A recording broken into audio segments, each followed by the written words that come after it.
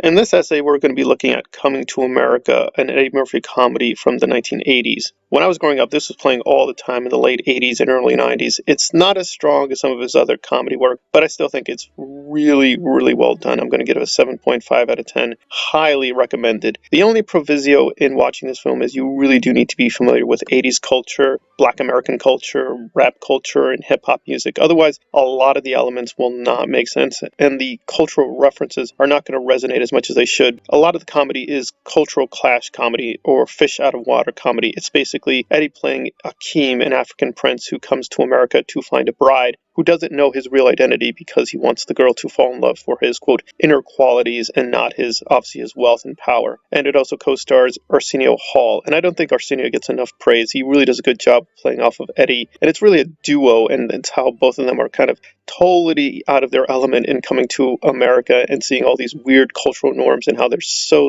different from their mythical kingdom of Zamunda. It also has a great supporting cast with James Earl Jones, Louis, who's a fellow comedian. We even have Samuel L. Jackson appear in a little cameo. So it has a very strong supporting cast. Eric LaSalle. You go through the list. It's got a lot of talented people. However, there are little flaws, but they do add up in terms of the performance and in terms of the comedy. Some of which, again, it depends on your point of view. Like, for instance, this is the first time Eddie really tries to play different people. Now, he's often played a con man where he had different identities, but physically did not change his appearance. Here, for the first time, he really tries to play multiple people and even looks very, very different. It's very charming for me to see him be or attempt to be very versatile in his style, but others may not like this and may prefer him just sticking to one role. So some of the stuff may be too excessive. It also does treat Akeem too much like a pure, noble soul, and I know that may be grating for some people after a while. Again, it's a fairy tale. He's supposed to be, but it may have been a little too overboard. I mean, it's a trope that in these kinds of films, romantic comedies, that the male movie star, all the women want them and all the girls want them, but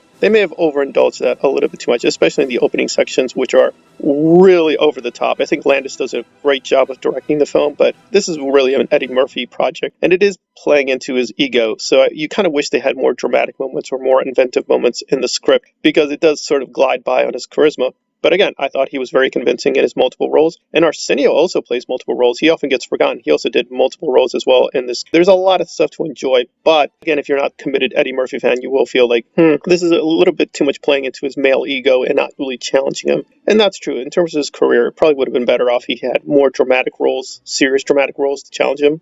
But this is still him at the height of his powers. He's sort of moving away from his early SNL days. And yes, those I think were better because they were stronger, more raw, more witty, and they're frankly very explicit. They are just filled with curse words. It's very explicit comedy. And he's kind of transitioning to be a more mainstream, family-friendly star.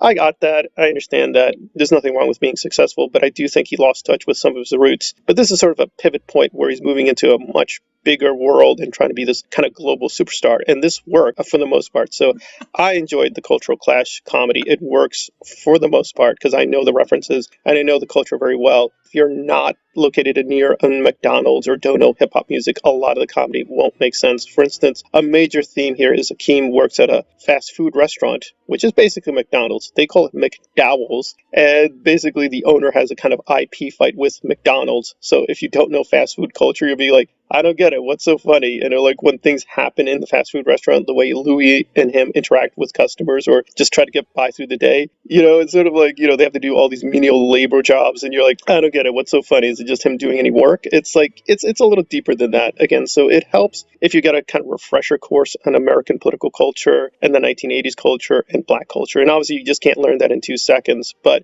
you do need to kind of see Landis's other films as well as Murphy's other films and some of his stand-up comedy. And then the cultural background will make a lot more sense, and the comedy, I think, will work very strongly. However, I will agree with some critics that the romance end of it is probably kind of the weakest point. I mean, I actually did some research for this just to prepare, because I've seen this a ton of times. However, I've already forgotten who the female star is. I don't really know her name anymore. I don't even know who the actress is, and I don't care. Again, this is mainly about Akeem and his quest and how he tries to figure stuff out and just him constantly making little mistakes and constantly learning from his new environment. And I thought that was pretty charming. I really found it really enjoyable. It doesn't go too far, I think, too much in one direction of being alienating to either, quote, a white culture or, quote unquote, to a black culture. I think for the most part, it is down the road in terms of enjoying this fish out of water and that kind of story. Still, I will agree that the romance is probably the weakest part. I just didn't care. I wasn't really invested in the relationship. It's just way too plain. I mean, we've just had these kinds of stories over and over again about the noble prince who finds the young, virtuous girl and has to, hide his identity, the prince and the pauper, and that kind of stuff. So, yeah, story-wise and structure-wise, it's very, very boring. But again, I just found the performances so enlivening.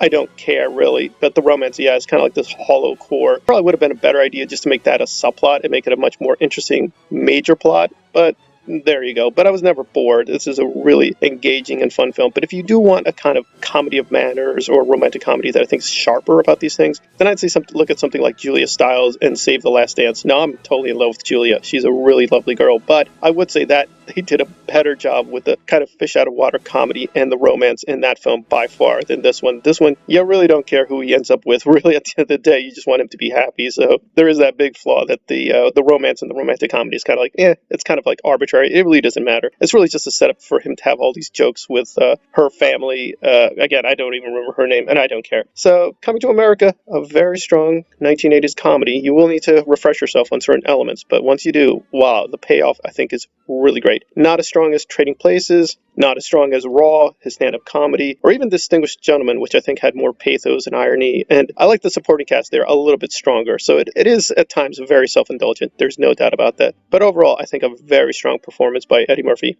It's unfortunate that his many films after this don't quite work out, except maybe Bowfinger, which I think has a lot of potential and is very underrated. Unfortunately, it's kind of like beginning of the decline for Eddie, but hey, there's nothing wrong with that. People will do some projects that do really well. Some projects don't do well.